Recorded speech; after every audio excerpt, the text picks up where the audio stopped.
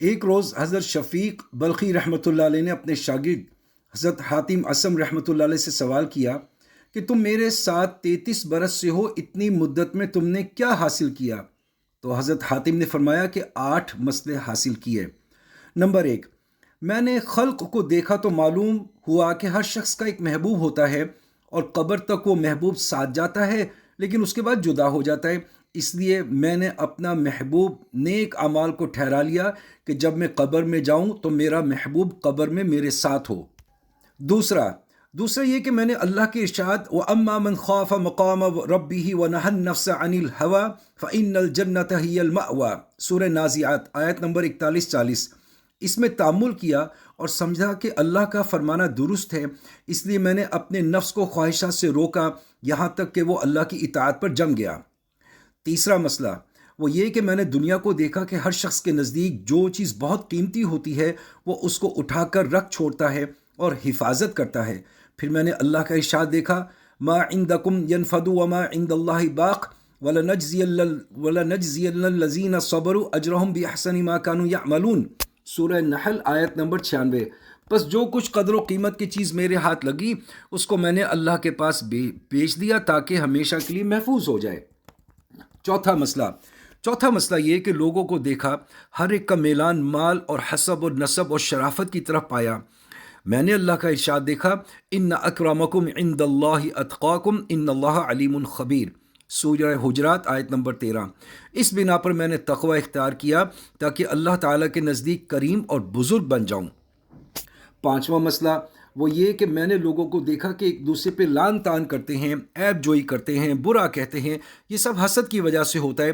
پھر میں نے اللہ کا قول نحن قسمنا بینہم معیشتہم فی الحیات الدنیا، سورہ زخرف آیت نمبر 32 کو دیکھا، یعنی دنیاوی زندگی میں ہم ہی نے تقسیم کی ہے اور اس تقسیم میں ہم نے ایک کو دوسرے پر فوقیت دے رکھی ہے تاکہ اس کی وجہ سے ایک دوسرے سے کام لیتا رہے۔ میں نے اس آیت شریفہ کی وجہ سے حسد چھوڑ دیا۔ چھٹا مسئلہ وہ یہ کہ میں نے دیکھا ساری مخلوق روزی کی طلب میں لگ رہی ہے، اس کی وجہ سے اپنے آپ کو دوسروں کے سامنے ذلیل کرتی ہے اور ناجائز چیزیں اختیار کرتی ہے۔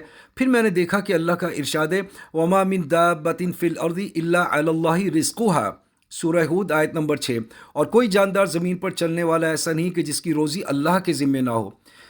میں نے دیکھا کہ میں بھی انہی زمین پر چلنے والوں میں سے ہوں جن کی روزی اللہ کے ذمے ہے، پس میں نے اپنے اوقات ان چیزوں میں مشغول کر لیے جو مجھ پر اللہ کی طرف سے لازم ہے، اور جو چیز اللہ تعالیٰ کے ذمے تھی اس سے میں نے اپنے آپ کو فارغ کر لیا۔